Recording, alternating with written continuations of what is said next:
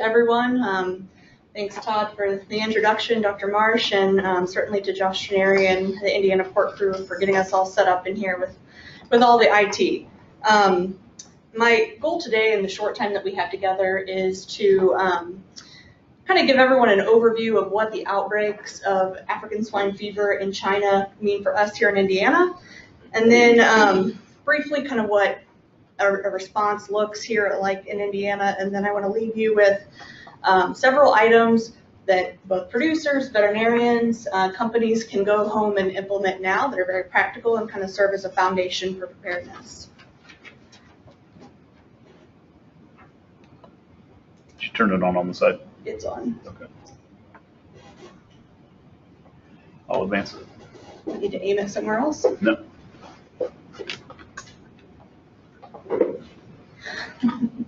I'll advance it. Thanks, Josh.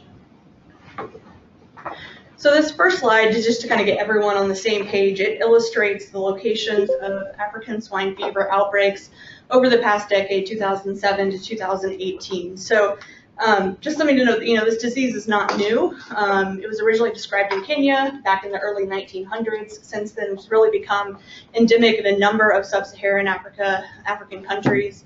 In the 50s and 60s, it spread into Europe. In the 70s, it made its way over to Brazil and some Caribbean islands, including Haiti, the Dominican Republic, and Cuba. So it has been around. Several countries have been able to eradicate it, but not without expending significant resources and going through mass depopulation. Some of those were very lengthy eradication measures. So the example often given in the literature is Spain and Portugal taking almost 3 decades to eradicate it in their countries. And then, of course, since about 2007 is when we've really watched the diagnoses in West Russia really unfold. For anyone who subscribes to ProMed emails and emails like that, it sounded like it was just constantly ASF in Russia, ASF in Russia. So not new, it's been occurring. And then, of course, also then on the map is the location of the current outbreaks in China. Slide, please, Josh. So, of course, then the reason that we're all here today, on August 3rd, which has been just a little over a month ago now, was the first, thank you, the first diagnosis in China. And then since then, there's been at least 6 more, maybe 7. This map that's being shown was updated as of September 2nd. I think a couple of more outbreaks have been announced. There's a lot of skepticism being expressed by officials in the U.S. that this may not be the full extent, that it may be underreported at this point. Ag Secretary Sonny Perdue said that in Iowa last week, that for some reasons, or for many reasons, this may be underreported. So this may not be the entire extent of the disease, but we know that it's occurring. Slide. There we go. So one of the questions that we've gotten a lot of, including some from our own staff at the Board of Animal Health, is, well, why is this particular diagnosis or the diagnoses in China such a big deal? If the disease has been around for a century or more, it's been geographically much closer to the U.S. when it was over in Brazil and in the Caribbean, and we've been watching it unfold in Russia. And so, of course, the answer to that is multifold. One, so this again, everyone kind of getting on the same page. China is the #1 producer of pork in the world. They have an estimated herd size of about 433 million, which is about 20 times the size of the herd in Russia. And it's also about 6 to 7 times the size of our herd here in the U.S. Those numbers and the density itself really sets up for the potential for great spread throughout China and potentially globally. Other things that are of significance is that the outbreaks that are occurring are hundreds of miles apart. And so just like what we saw in porcine epidemic diarrhea when it came to the U.S., anytime you start to see outbreaks that are so far apart, you have to imagine that it's not just pig-to-pig direct contact that's spreading the disease, but fomites, feed, vehicles, people, those types of things. So again, the opportunity for a lot of spread throughout the country and also around the globe.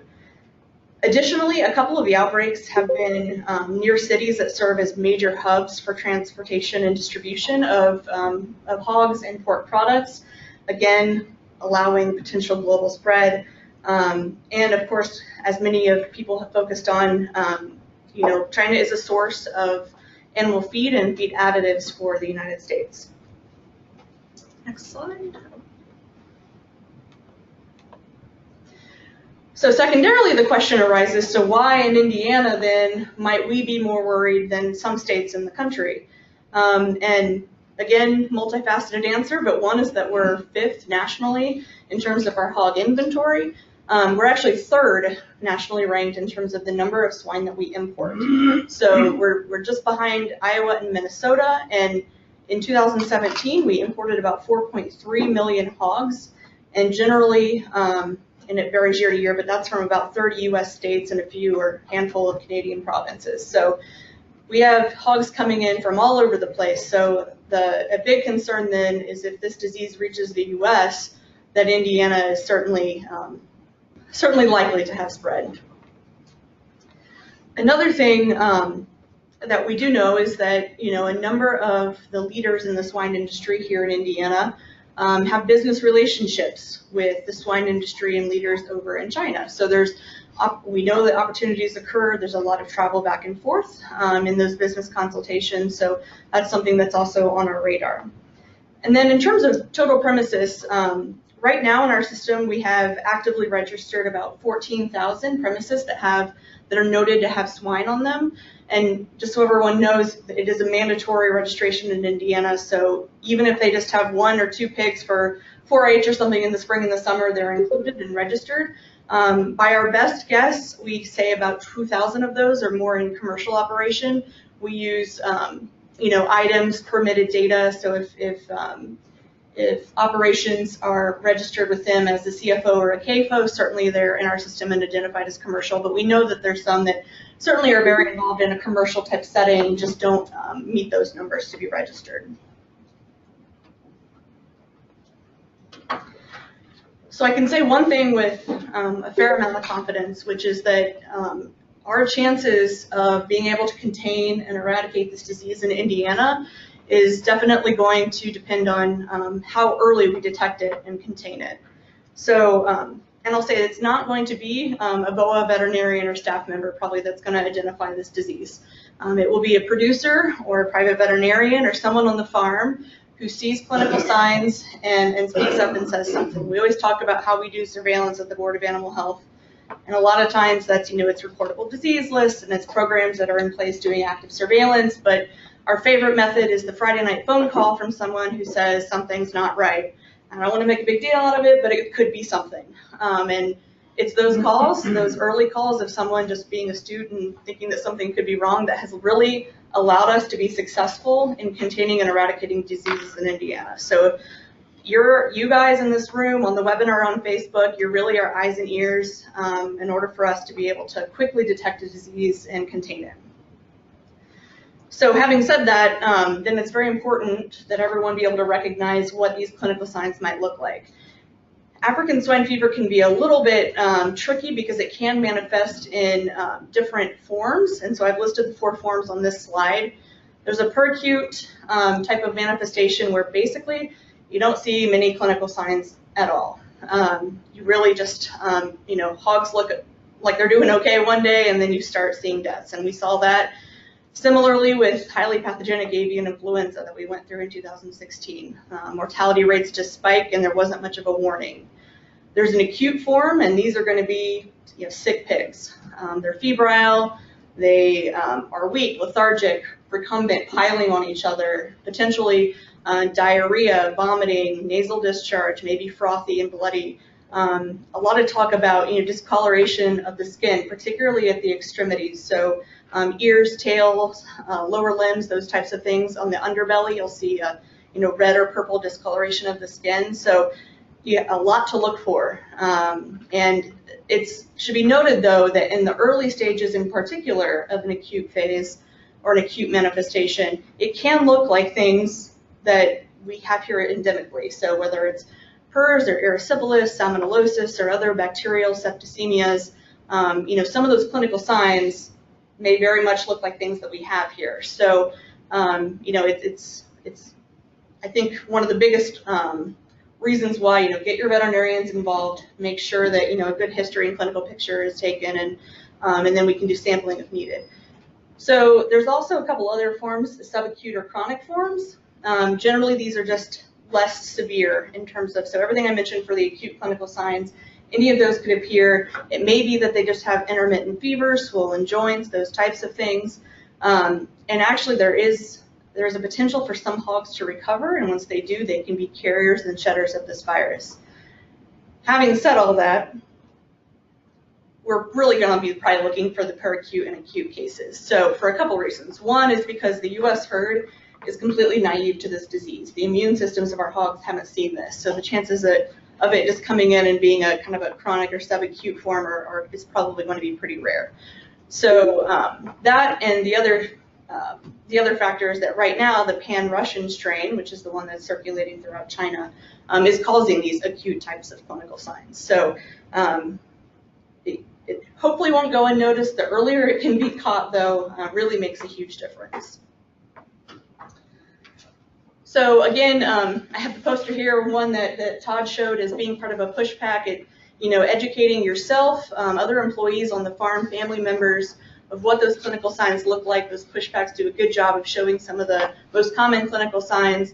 And again, it's great because so many of the national organizations, National Pork Board, National Pork Producers Council, AASV, the Swine Information Health Center, they have really come together. So you can almost go to any of their websites right now and you're linking back to common information that they developed together. So kudos for those organizations for working together and really putting out some good information.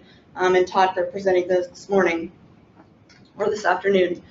The one on the right shows more of some of the gross lesions that you would see upon doing a postmortem exam or necropsy. One of the typical ones is a really large, enlarged spleen. It can be dark red to black, often friable. You also see some really hemorrhagic lymph nodes. They almost look like blood clots, particularly in the mesenteric lymph nodes and the gastrohepatic lymph nodes. And then, just edema of multiple organs, hemorrhages. It is very much a hemorrhagic fever virus. So hemorrhages of many of the organs, oftentimes the kidney listed specifically. So again, everyone is getting familiar with what those signs are and being sure to reach out to your veterinarian or to those of us at BOAH if you witness something that may look like this. So we have a lot of things working against us with African swine fever, right? So it's highly contagious. It is usually deadly. It's certainly going to cause a lot of trade barriers. If diagnosed here in the U.S., it's going to be economically devastating, those types of things. We have a couple of things working in our favor that we didn't necessarily have in our preparedness for avian influenza, which is that this one poses no threat to human health. So there's not a concern that this virus is going to mutate and cause illness in humans. It's also not a food safety concern, so it's safe for everyone to continue consumption of pork if this were to occur here in the United States. I would be remiss if I didn't mention that while it's not a food safety concern at all for humans, that one of the ways that this virus is transmitted in other countries is by the feeding of uncooked or undercooked scraps, essentially, of meat and other things back to pigs. So I want to make sure that we're clear there. Not a food safety concern for humans, but it is a way of transmission to hogs. Got it. Try it again. Very good. So the question often comes, okay, so what does a response look like? And really, in our shop at the Board of Animal Health, whether it is a disease of cattle or swine or birds, if it's a foreign animal disease that is going to rely on stamping out to eradicate, the disease incident objectives are pretty much the same. So number one is we want to try to prevent it from even getting here. And we'll talk about that in a minute, but really the only method of that is through comprehensive biosecurity at this point. Then if we can't prevent it, detection is key, and early detection. The quicker that we can detect and get that confirmation, the more likely we are to be able to contain it and eradicate it in Indiana.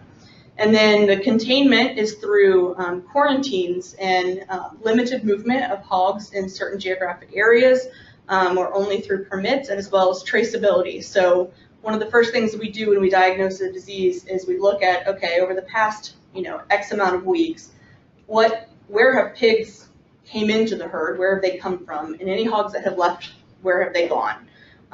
We have to have that traceability in there in order to contain. And then finally, eradicate. We often refer to this as the 3 Ds: depopulation, disposal, and disinfection. So when there is a disease where we have no treatment and we have no vaccine, that unfortunately is the only method, is through a stamping out process. And at the bottom, we always say that our overarching goal through all of this is business continuity, because if we have contained and eradicated a disease, but we've put an industry out of business in the meantime, then we really haven't done our job or met our goal. So the first of those then is prevention. And again, without a vaccine or anything else, the primary way that we're going to prevent it is through comprehensive biosecurity. And yes, that biosecurity starts at our borders. Increasing scrutiny or enforcement of products brought in from countries that are affected by African swine fever, whether they're coming in by plane, train, automobile, cargo ship, you name it. And those discussions, as Todd mentioned, have been had. National Pork Board, National Pork Producers Council, AASB, and SHIC have all been in conversation with USDA and Customs and Border Protection, and will be tomorrow in DC.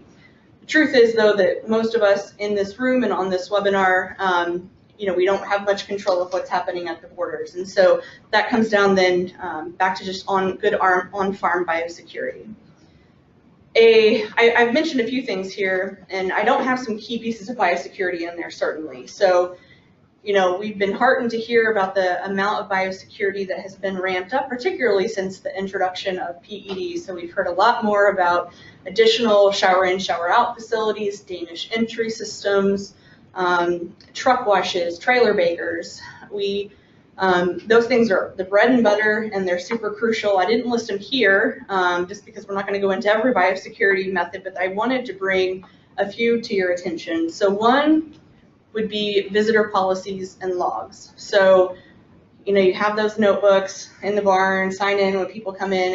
It really is one of the first things that needs to be looked at when there is an infection that's diagnosed. You want to know who has been on the farm those last couple days, because it's very possible that those same people are delivering feed or equipment or providing services to other farms in the nearby area. So we need to make sure that those people are aware of the diagnosis, that they, whatever time period, they need to go home and take a shower, reroute traffic, those types of things. So those logs are more important than you might think for those types of things. Another piece is, of course, the international travel. With the amount of globalization and international travel that occurs in the world today, there's a lot of opportunities to come into contact with these viruses that can infect domestic livestock here in the U.S. So there's a couple of handouts, again, produced by National Pork Board, Center for Food Security and Public Health, and AASB. These are on our website. I might mention today several things going back to our website. Our website is boah.in.gov, and they'll be on the main page somewhere for you to click on a pig, and you'll be able to find a lot of these resources. The next, of course, is employee training and awareness. I've already kind of touched on this point. Everyone needs to know what to look for and what to say and who to tell if they see some of these clinical signs. That part is crucial. And then disinfection protocols. So this disease, while it's still an enveloped virus, which usually means that they're easy to disinfect, this one's a little more sturdy in the environment than some of the pathogens that we're used to, and there's a narrower window of the types of disinfectants that can kill this virus. So I encourage you to look at your disinfection protocols. There are lists online of disinfectants that are EPA registered as effective against African swine fever. There's some that are recognizable names like Virkon S, what we use a lot of at our shop just because of the amount of things that it will disrupt and kill. And then really also pay attention to the contact time. A lot of the research studies I was looking at when it comes to disinfection and killing African swine fever virus, I mean, they were talking contact times not of 2, 3, 10 minutes, but 30 minutes, 45, 60 minutes. So you definitely want to take a good look at your disinfection protocols, the disinfectant itself, and how it's being applied. And then, of course, feed holding times. Again, I'm going to let Dr. Scott D., who we're going to have right after I finish my presentation, he'll speak to this. And there may be some things that to consider doing in terms of the feed. So the next incident objective then is detection of this disease. And I know I've kind of harped on this, but it is hugely key and important for us to catch this early in order to contain and eradicate it.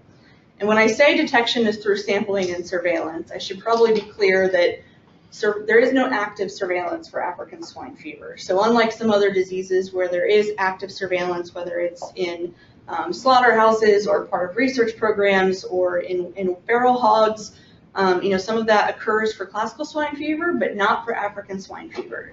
So by surveillance, I again am talking about the veterinarians and producers that you guys are on the ground to recognize some of these diseases.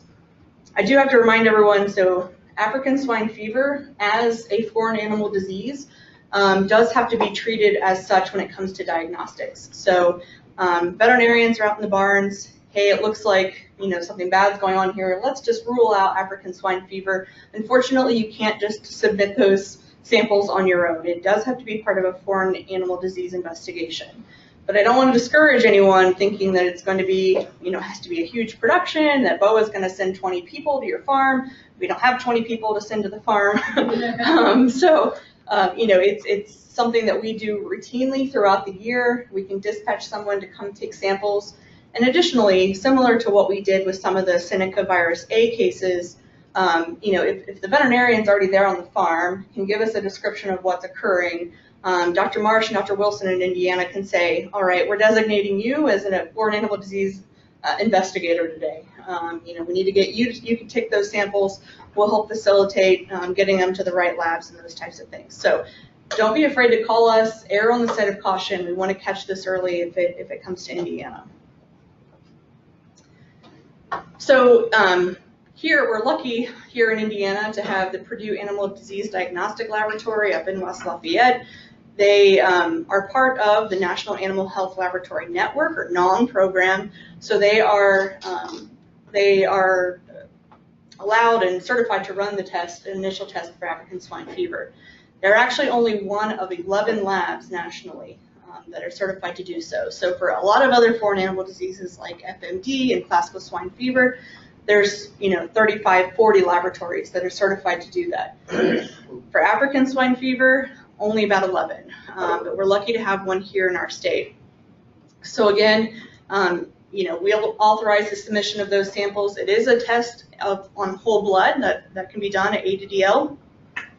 There are other samples, and particularly on any initial cases in the state, we want to make sure that, one, we're getting duplicate samples, because Dr. Lynn's at the laboratory, if he receives whole blood from 8 animals, but just those 8 tubes and not a whole duplicate set, he has to say, I'm sorry, I can't run these for you. I have to send them to Plum Island in New York.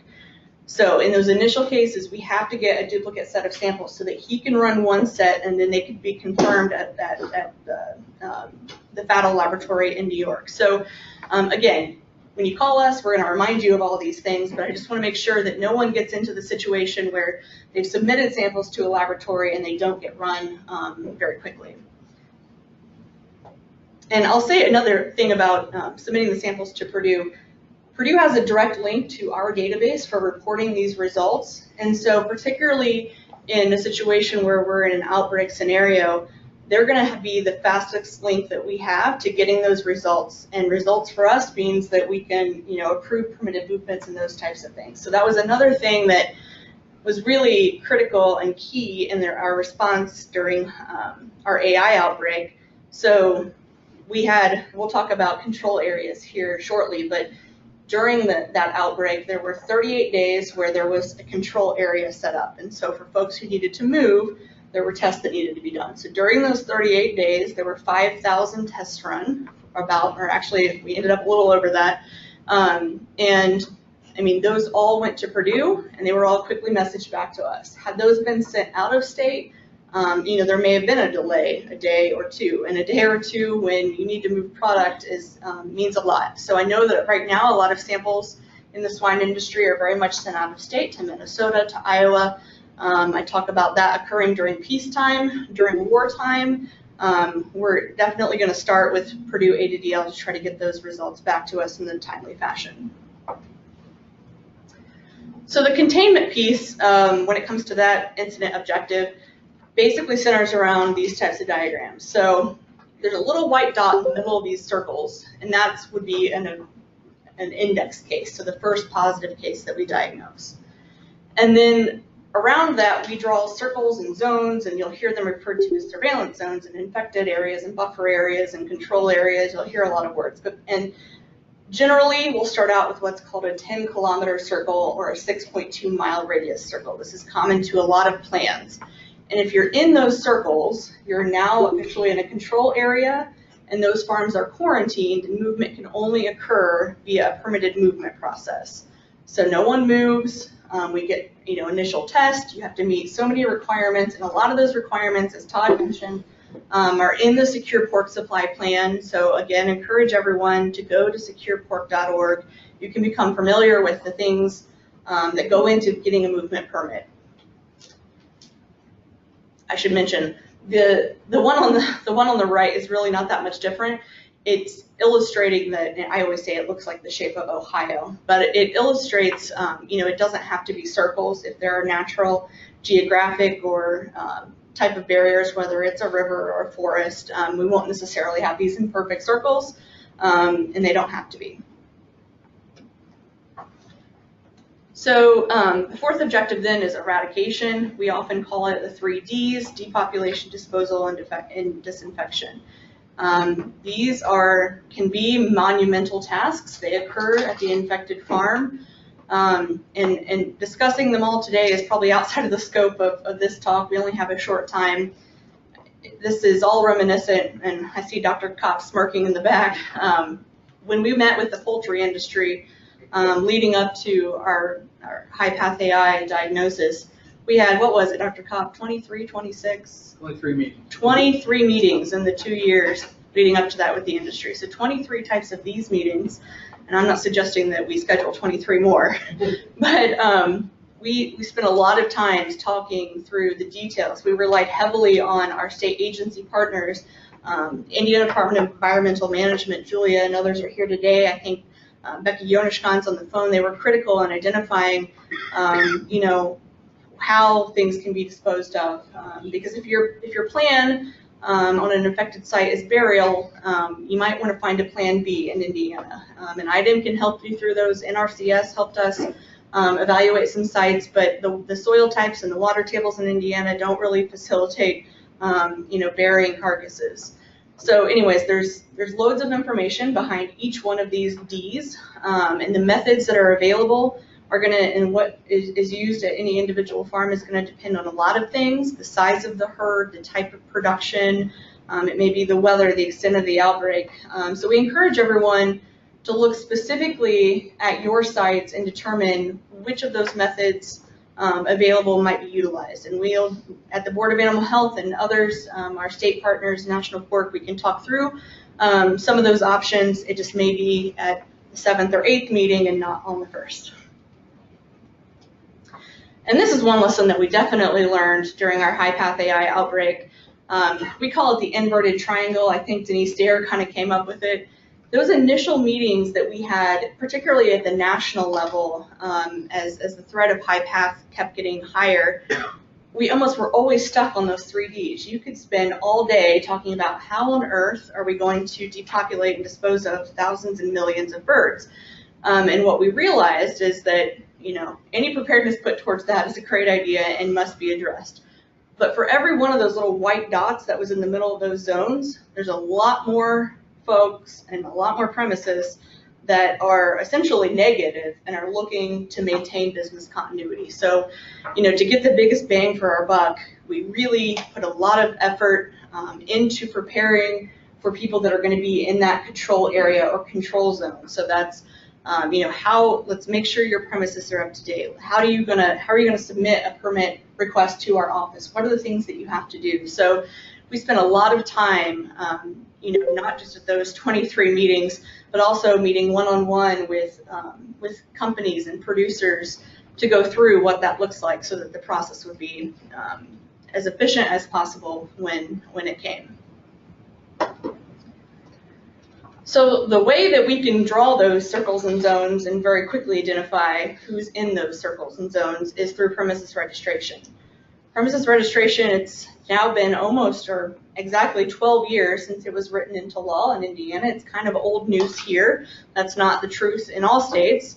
But having the physical location and being able to draw circles rapidly means a lot, means that we can get started in calling people and talking about what they need to do to either prove negativity or keep moving. Because the other option when you don't have a system like this is more or less word of mouth and driving the roads looking for hogs, which in some areas of the state, particularly up north, may be achievable.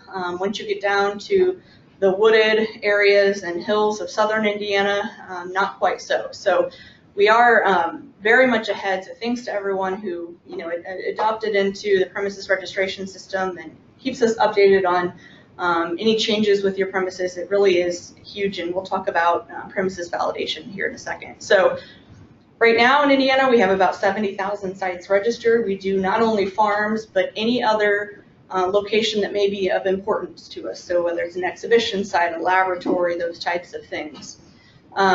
Again, as I said earlier, about 14,000 of those are hog operations, and those are shown on this map.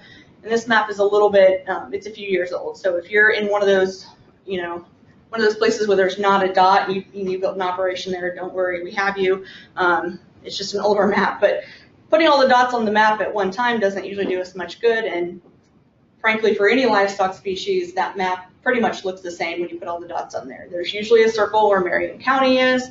There's an empty place up at the northwest corner where the lake cuts into Indiana, so it all looks about the same.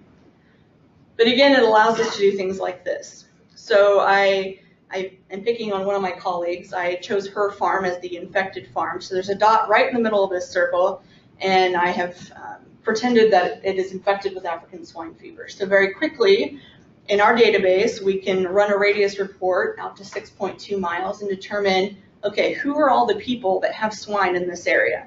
And this is in Boone County, and there's 83 farms that are registered as having hogs in that 6.2 mile radius.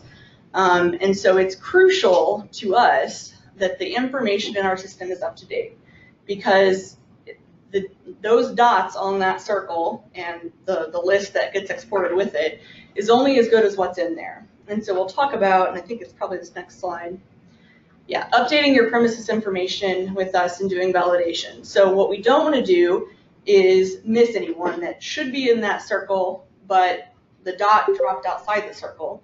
Nor do we want to take the time or bother anyone when a dot landed in the circle, but actually they're outside of the circle. So we encourage everyone to email us. We have an animal ID at boa.in.gov email address that you can shoot us an email. We'll help you validate, make sure that each of these things are achieved. We want to make sure that indeed the premises ID is located or registered to the location of hogs. So something that has been a common mistake is folks will register, they'll send their address of their home, but not necessarily the address of where the hogs are. And so again, if the house is located down the road or several miles away, that would mean the difference between that showing up in our circle or not. We want to make sure that each farm has its own unique ID. So in some cases, folks say, well, I have a premises ID for my 5 farms. There does need to be a different premises ID for each one of the locations. We can also verify the geocoordinates. We use aerial views on Google Maps or parcel records to be sure that where we have dropped those coordinates, which is the foundation for getting our circles right, is actually where the hog barns are located. And then, of course, importantly, updating contact information. Once we have that list, if the phone number or email address we have for folks is someone who has passed away or lived there previously but not the current owner, that obviously delays our ability to notify everyone in a timely fashion. And then another thing that's very helpful for us, and we've done this for some groups and would like to do it for more, is the identification of the type of production system. You know, is this just 4-H hogs? Is it a small operation? Is it you know, wean to finish operation? That helps us with planning and us and the laboratory. The question that we get from the laboratory is, okay, give us some of your worst case scenarios. This is something they asked for as we were preparing for AI. They said, take a really dense area in Indiana poultry, draw a circle, and give us some idea of how many tests might need to be run. And so we were able to do that based on their production system. It's okay, it's a layer. They need to move eggs every day, so that's a sample every day for X amount of days. When we don't have that type of information for swine, it's a little bit harder to make some of those estimations. So hopefully we're looking to kind of enhance the information that we have in our system for that type of preparedness. Another key piece that I mentioned earlier is the ability to do rapid traceability. Again, if you identify an infected premises, we're looking at, okay, where have there been hogs that have come in the last couple of weeks and have any left over the past couple of weeks? Because we need to go back to that origin and that destination, so trace back and trace forward to make sure that this disease has not spread with those movements. Traceability is primarily accomplished through premises IDs and knowing the locations of animals, and then movement documents, particularly certificates of veterinary inspection or health papers as they're called. So we encourage very much the adoption of electronic methods of doing health papers and certificates of veterinary inspection. The swine industry and swine veterinarians have very much adopted this. I think Dr. Ash on our staff always runs the numbers. Somewhere near 80% of swine that are moving out of Indiana are moving on electronic documents, and that's huge. We in Indiana, Jean helped me out, maybe get 30,000 or so health papers every year. When those come in on paper, our staff has to take the time then to re-enter them into our database. That takes time. They may not come, you know, they're supposed to come within 7 days of the movement, or since they've been filled out, it may be a month or more before they get there.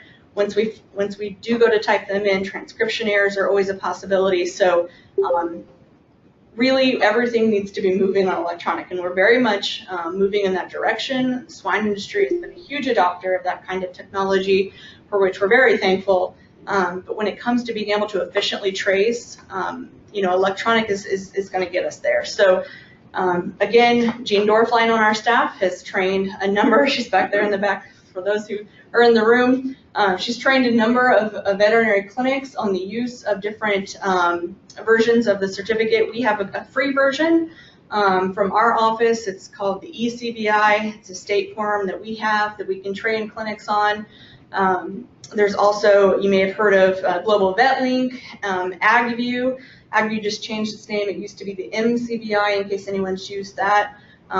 So it takes away any transcription errors that our staff would have to do. It takes away the time that it takes to enter paper certificates that may take much longer. As one of our old chiefs of staff used to say, we have to be able to move at the speed of commerce. And if we're sitting there entering in a piece of paper for a movement that occurred weeks or months ago, you know, we're not moving at that speed. So these systems facilitate a really timely submission to us, and then the entry into our database is much easier and much quicker. There are benefits for the veterinary practitioner themselves, and again, it depends on you know, the system that you're using, but you know, being able to store files electronically versus having a lot of paper in the office. There are templates, so for certain movements that are occurring very routinely from one location to one destination, you know, you can fill out a template such that when you go to fill out that health paper, then you just have to put in, you know, the group lot information, the IDs, date and purpose of movement kind of a thing. And then some of them do allow mobile access. So there's a lot of advantages for the veterinary practitioner and huge advantages to the Board of Animal Health and us being able to rapidly trace animal movements and contain a disease. Another piece that's really critical is getting premises IDs onto laboratory submission forms. So if Joe Smith has 10 hog operations and they sample one or more of them as part of a disease outbreak, and those results come back to BOAH and say, oh, Joe Smith's farm is positive or negative, whatever the case might be, that doesn't mean anything to those of us at BOAH. We really, we have to know exactly which samples match which farm. And you know, the veterinarian or the producer may know which accessions go with which results and which farms. But if we're talking about 83 operations in a circle, you know, we don't have time to make the phone calls in order to really facilitate rapid approval of permits and those types of things. So premises IDs, really important to get them onto laboratory submission forms, and in the barcode form is definitely the way to go for a couple of reasons. One, just transcription errors, obviously, that can occur when it's written and read on laboratory submission forms. And then, and certainly, you know, with premises IDs, there's seven-digit numbers, the O's and the zeros and the I's and the L's and the 6's and the G's. It's very easy to get them mixed up. And so these premises ID barcodes are exactly what they sound like. They're literally sticky barcodes that code specifically for your farm's 7-digit feed. And you can make these really easily at the pork.org website. In fact, all of our poultry companies were going to pork.org to make their barcodes in preparation for highly pathogenic avian influenza. Again, this allows lack of transcription errors. It gets into our database associated with the right premises, so that there's no question at the end of the day, okay, you know, a sample comes back positive and we're not entirely sure which farm it belongs to. Because in that type of scenario, it's kind of like, all right, well, no one gets to move tonight because we're going to have to get this figured out and everyone resampled. So again, in our experience with avian influenza, those 5,000 tests that were done in those 38 days, every single accession had a barcode on it. And there were states around the country that said, how did you get the companies and producers to put barcodes on all your laboratory submission forms? How was that a success? And our answer is it's kind of non-negotiable. It has to be done. And so I encourage it to be done in peacetime. We say peacetime and wartime a lot in our office. So peacetime when we're not dealing with an outbreak, and wartime when the outbreak comes. In wartime, it's non-negotiable. They've got to get barcodes on there. We're happy to walk producers through this process once we validated premises. We're also more than happy to travel to veterinary clinics and groups to go through your clients and help you make, help validate those premises and make barcodes. So we're here to help in that transition, but they really are key. Second. There you go. All right. And this is yet another topic we've touched on, and it's something that we could have a whole nother meeting or meetings about, which is the permitted movement. Again, here I've kind of listed really the minimum requirements for getting a permit when you're in a control area and need to move product. Those include, again, the traceability information is available. So a validated premises ID, and we validated the geocoordinates. We know exactly where the farm is. The biosecurity measures are met and acceptable to regulatory officials. So again, if you go to securepork.org and really look through some of those checklists and the requirements for movement, you'll find some of those biosecurity points in there. The EPI information is acceptable. So basically that means, okay, your farm is not linked directly to what we would say is either a high-risk farm or an infected farm. And then the destination premises and state also have to be willing to accept that. So this is something that we ran into. We were more than willing to issue permits for some products to move out of our state during high path AI, but what we found is there were a couple states that said, no matter what you've told me about how much, you verified that there's very little risk in the movement of this product, well, we still are not going to accept that product. So that's kind of a first call before you start going through all the motions to get a permit, is to make sure on your end that whomever is receiving them is willing, and then it's usually Dr. Marsh's job then to call the state veterinarian in the other state and make sure that they're also willing to allow movement of pigs or semen or whatever product it is into their state. And then the last one is, that we feel comfortable as regulatory officials, BOAH, USDA, in giving a permit to this farm and feeling comfortable that the risk is very low in moving those animals either within our state or out of our state. And I'll be candid with this group, including all of you on the webinar and Facebook, that, the poultry industry was at a very distinct advantage when it came to this. We knew for those farms that wanted to move what tests needed to be done, who could take it, how many samples needed to be taken, in what broth or whatever. It was very prescribed. And not only was it very prescribed, the sampling scheme, we were also able to train producers and companies themselves. Because the Board of Animal Health, our Animal Health Division, has about 25 people. There is no way that we're going to be able to effectively make it out to every farm every day to bleed hogs. So we're kind of,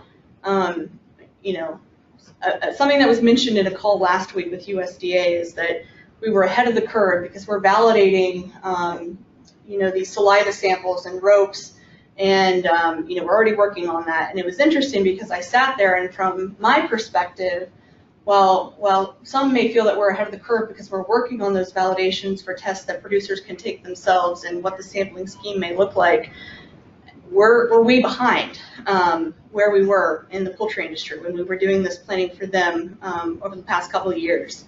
So there are some things, certainly there's, kudos to all the national organizations for making this a priority and pushing for this. And, for the folks that are on the ground working to validate these tests, it's crucial. The work that you're doing is so important, and we're glad that we're getting there, but we're not there yet. So I just want to be candid with this group that the preparedness for us feeling very comfortable and giving a permit to someone because they've done a test that has been validated, that comfort level is not quite there with African swine fever and others. So we're still working through that with you all to determine, do we allow movement of animals because they're not showing any clinical signs? And there's certainly a risk in that, because with African swine fever and many other diseases, the pigs can shed this virus before they ever show a clinical sign. So we have the potential then to move hogs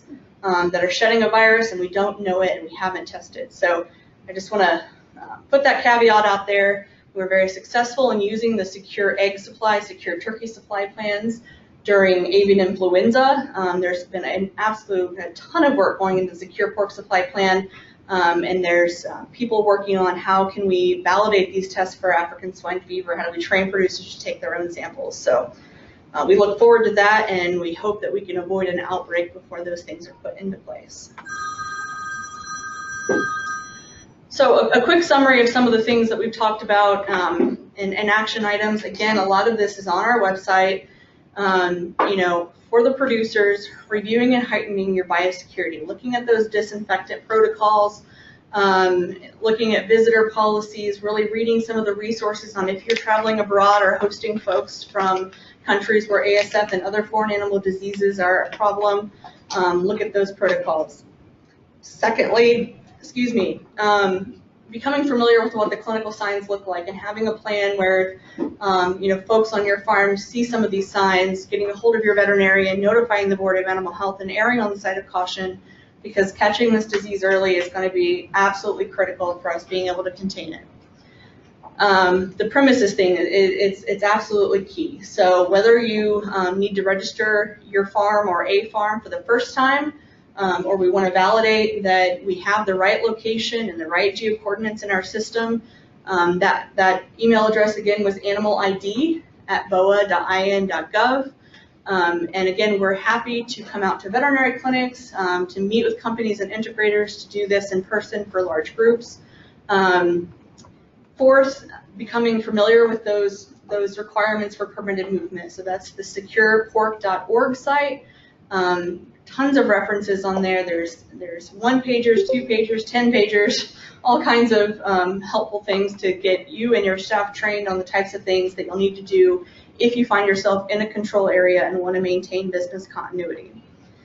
Another thing, certainly looking at your site specifically and looking at how you would institute those 3 Ds, depopulation, disposal, and disinfection. Again, we can help with that.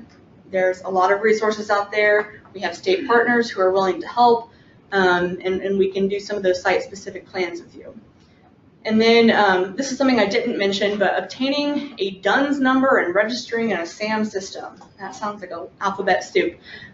So essentially, in order to be eligible for federal funds, should you find yourself as an infected farm, depopulating animals, cleaning and disinfecting, you have to get one of these numbers. So it's Dun & Bradstreet. I think it's called a Data Universal Numbering System. You go get one of those numbers, and then you have to register it in the SAM system. Again, on our website, there's instructions for how to work through this.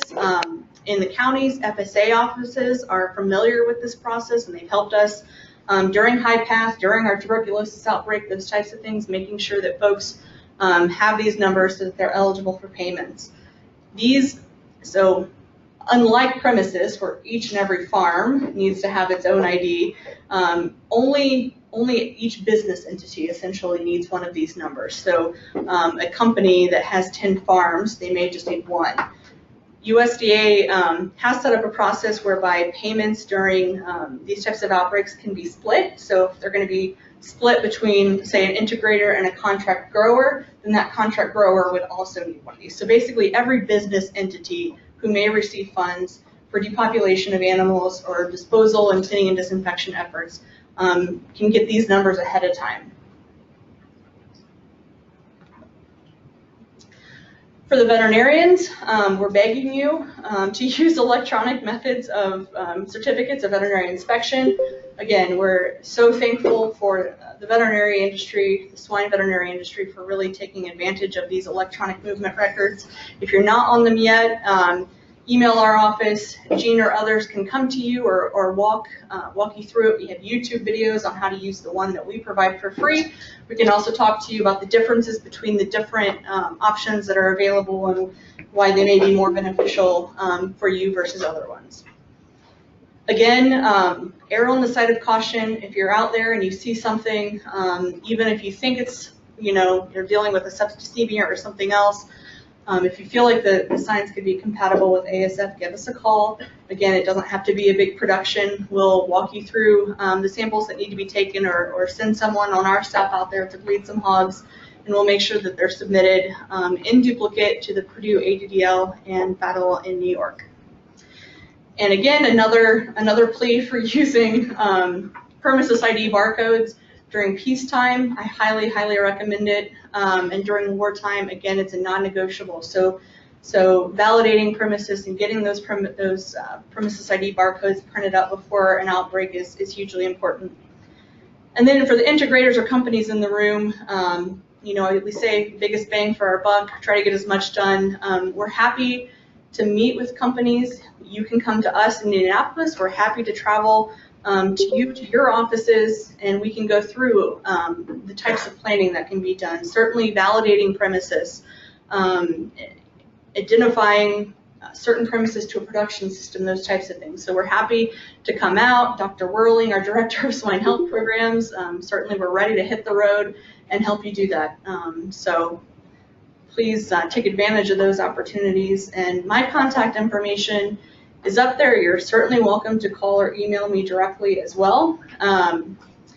We appreciate everyone's engagement in this. What we learned, again, from highly pathogenic avian influenza is that it took everyone preparing for this, multiple meetings, all of our state partners, the companies, producers, ourselves. Not only does BOAH not want to do this without you, we really can't do it without you. We have to have everyone on board, and it takes a lot of planning. So thank you for your attention today and the opportunity to speak to the group, and I hope that you'll take advantage of some of the things that we went over today and giving us a call so that we can help you in your preparedness.